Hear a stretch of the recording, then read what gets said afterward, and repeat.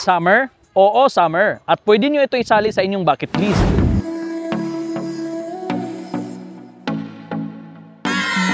What's up mga kapigado? Panibagong araw, panibagong vlog na naman ang ating tatalakayin. For today's video mga kapigado, gusto ko kayong ipasyal sa isang hidden spring resort ng Barangay Lapu, Pulumulok, South Cotabato. At ito ang Maliango Nilong Spring Resort. Tara!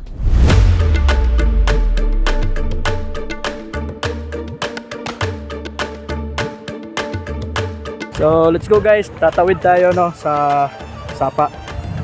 Right, tawid tayo ito guys. So yun po yung Maliango no. Tawid talaga. So hindi ka pa maliligo pero mababasa ka na dito sa hilog pa lang sa pagtawid. So sa lahat ng gustong maligo dito, I would like advise on everyone na magtsinilas na lang kayo. Huwag kayong magsapatos kasi nahirapan kayo. At the same time mag-short po kayo. Hindi katulad sa akin. Hindi ko alam kasi ganito yung terrain dito. Hindi ko alam ganito yung terrain.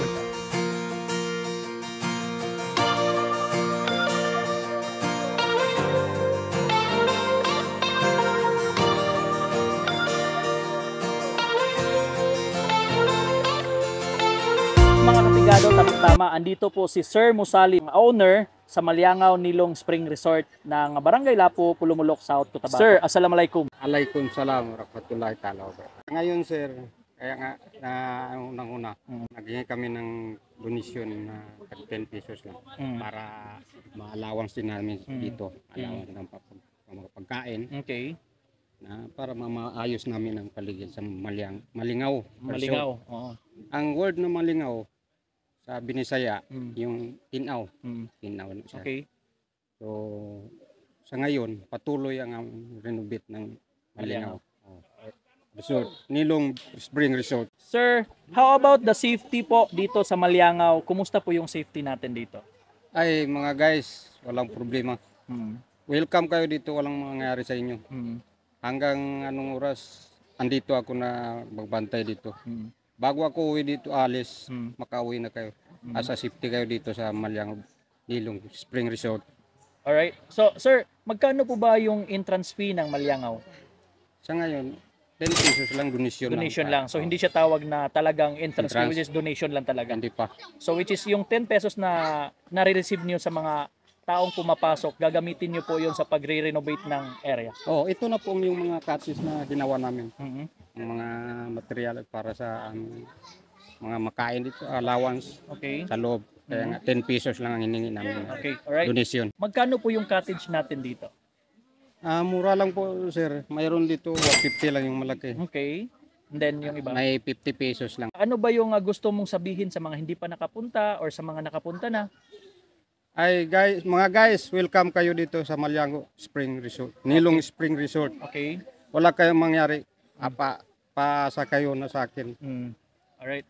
So sir, ano po ba yung mga future plan mo or ano mo yung mga susunod na plano mo na gagawin dito sa Maliango? Ang susunod na plano ko, ganito yung mga at saka mga basura kailangan nasa tamang lalagyan. Lagyan. Okay. At saka yung kumpleto na may mga CR kami lahat. Okay. At saka yung saan yung mga lahat na paligid. Okay. Ko lahat. Regarding po sa mga lights natin, wala pa po bang lights dito? Wala pa. So nag-a-allowed po ba kayo na pwede mag-overnight o bawal? Sa ngayon, medyo hindi pa bawal pa kasi pag-usapan namin pa ng mga grupo sa tapos ng Ramadan. Soon, baka pwede na kayong magpa-allowed ng mga gustong mag-overnight. Nakadepende po doon si Kapitan. Okay, kay Kapitan dito, kay Nilong. Okay. Alright. Sir, matanong ko lang, curious lang ako, saan po ba galing yung water? Galing po yun sa bundok.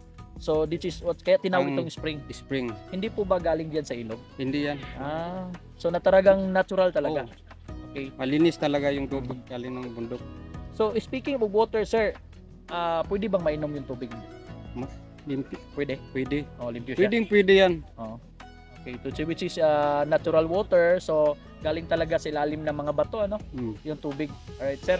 So, last message sir sa mga gusto mo invite sa mga tao na hindi pa nakapunta dito sa Maliango. And about the invite mo and about the safety. invite mo sir. Oh, mga guys, welcome kayo dito sa Maliango. Nilong Spring Resort. Wala asa kayo na wala kayong mangyayari dito. Okay. Bago ako uwi, makaalis kayo muna. Alright. Para as a safety kayo dito sa Maliango. Okay. Spring Resort. Alright mga kabigado, yun po sabi ni Sir no, ang owner po sa Maliangaw Nilong Spring Resort. Sabi niya, welcome na welcome po lahat ng taong gustong bumisita. If ever nakita niyo to sa inyong Facebook or YouTube, pwede po kayong pumunta dito sa Maliangaw Nilong Spring Resort. Makita natin sa Barangay Lapu, Pulumulok, South Cotabato. Invite everyone together sa owner regarding po sa safety.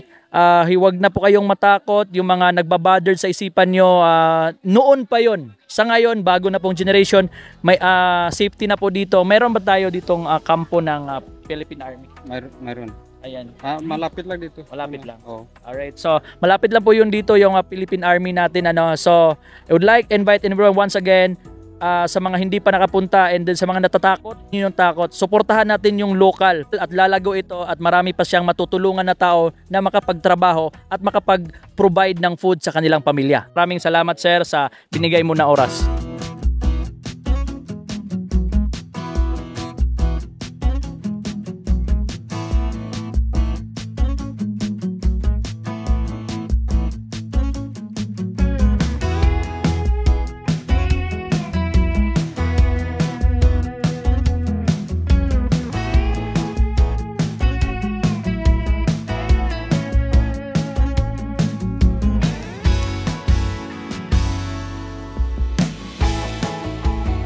Mga kapigado, tama-tama, andito po si Sir Marvin kung saan sila po ay magkasama buong pamilya para maligo po dito sa Maliangaw Nilong Spring Resort. Sir Marvin, kumusta po yung experience natin unang pagpasok pa lang dito sa Barangay Lapo?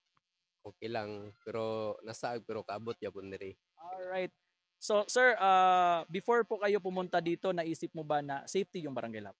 Oh, safety kayo. Kung kinsa pa yung ganahan ang maligo adto na mo diri kay lami jud kay tanawon ang ilang kuan diri, liguanan, safety kayo. Alright. So sir, taga Pulumulok ra pug ka? Ulumlok. Sir, before ka pumunta dito sa Maliangaw Nilong Spring Resort, naisip mo ba na delikado yung area? Adili. Kay na peaceful naman kay diri kay mayo kay ilang panan kay diri plaster jud kayo pod. Murag di na kay wa na hadlok diri pwede na kung kinsay ganahan diri mga ligo adto na mo diri kay lami kay jud diri lang kuan kay bugnaw pa tugnaw pang tubig lami jud liguan. Okay. Sir, unsa man imong gusto ma-experience diri sa Maliangaw? Ako lang diri mal lingaw lang ta ligo lang jud mao ra gyud na pos natay dalang ginagmay mga pagkaon daog na kayo. So, affordable ba ang entrance fee sa Maliangaw? Okay, barato ra kayo ginagmay ra jud. So, marag inato lang no? Murag inato lang ba. Shout out ko kay Chami Umawan, kay Sir Kintoy Palaboy. Salamat kayo sa imong time sir ha, og enjoy sa pagligo sa Maliangaw.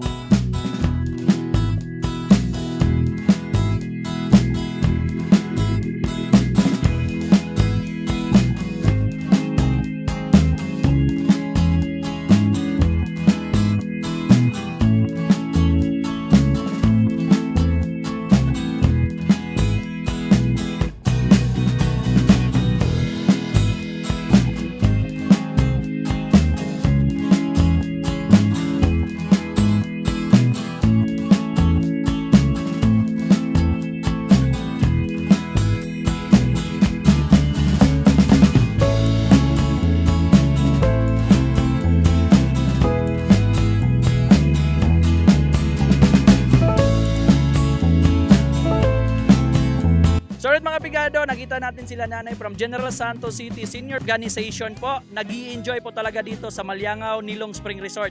At tara, kausapin natin, titingnan natin kung ano yung mga best experience nila dito sa Maliangaw. Okay, nandito po si Ma'am Mrs. Ramirez po. No? Ma'am, kumusta yung experience natin sa Maliangaw Nilong Spring Resort? Experience? Wow! Great! Amazing! Parang ano ba, respect namin sa city life. So, we come here sa river. Okay. Ma'am, saan po nanggaling yung information? Bakit po kayo naligaw dito sa Maliangaw? Mayroon kaming kasamahan doon na mga yangwan sa admin doon sa barangay na nag-refer sa amin ng place na ito. So, siyempre kami, mga senior citizen, we want adventure. ito, nag-adventure kami. So ma'am, hindi po ba nag-bothered sa iyong isipan ang safety po sa pagpasok sa isang area na grabe yung issue before? Hindi naman, pero medyo may apprehension din kami noon kasi sabi ng samahan namin doon, huwag lang kayong masyadong magharutan at mag-ingay kasi bakit? Kasi strange. Kanang mariit daw ba? Kaya ngay kanina, pag nagatigawan kami, yun lang. So ano po ba yung mga advice nyo sa mga gustong pupunta pa lang dito?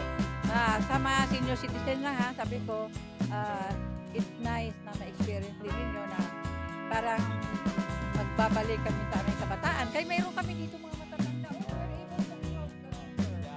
Oh, and they survive at saka congratulate namin sila. Yun. So, magpunta kayo dito sa Miango at experience it within yourself. Alright, if you don't mind ma'am, how old are you? 76. Wow, still kicking ha? Last year, Oh, grabe. 78. Si ma'am, 76. Opo. At saka ang youngest namin is 67. 7.